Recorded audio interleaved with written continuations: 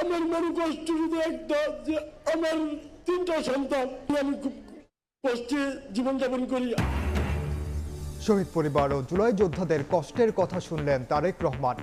সরকার গঠন করলে মুক্তিযুদ্ধ মন্ত্রণালয় থেকে সহায়তা দেবে বিএনপি। আর শোক নয়, গণতন্ত্রের বিজয় রচনার ডাক। জুলাই অভ্যুত্থানে যেভাবে মানুষকে হত্যা করা হয়েছে, এটিকে এক বাক্যে স্রেফ আমরা একটি গণহত্যা বলতে পারি।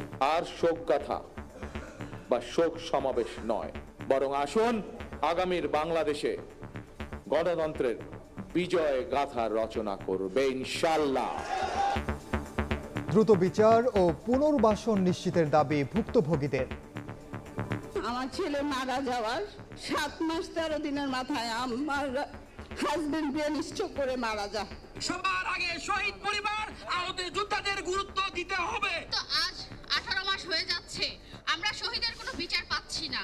এটাই কি আমরা দেশের কাছে চেয়েছিলাম? জোটে ফেরার আর ইচ্ছা নেই ইসলামী আন্দোলনের, তবুও এখনই হাল ছাড়ছে না জামাত। সমস্যা সমাধানে উচ্চ পর্যায়ের আলোচনা অব্যাহত। সমঝোতা না হলে বেশি আসন পেতে চায় এনসিপি। পোস্টাল ব্যালট সহ পক্ষপাতের অভিযোগে ইসির সামনে ছাত্রদলের বিক্ষোভ। প্রার্থিতা নিয়ে শেষ দিনের শুনানি। লুট হওয়া অস্ত্র ভোটে ব্যবহারের সুযোগ নেই দাবি উপদেষ্টার। প্লট দুর্নীতি মামলায় শেখ হাসিনা, টিউলিপ, ববি সহ 18 জনের রায় 2রা ফেব্রুয়ারি। মানবতা বিরোধী অপরাধে তাপস নানক সহ 24 জনকে ট্রাইব্যুনালে হাজিরের নির্দেশ। গণহত্যার দায় থেকে পার পাবে না মিয়ানমার, রয়েছে দালিলিক প্রমাণ। সতর্ক হয়ে পদক্ষেপ নিতে হবে আইসিজিকে। রোহিঙ্গা প্রত্যাবাসনে চাপ অব্যাহত রাখার পরামর্শ।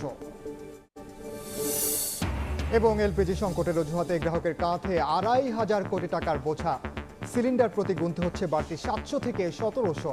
দায় এড়াতে পারে না বিইআরসি, মত বিশ্লেষকের।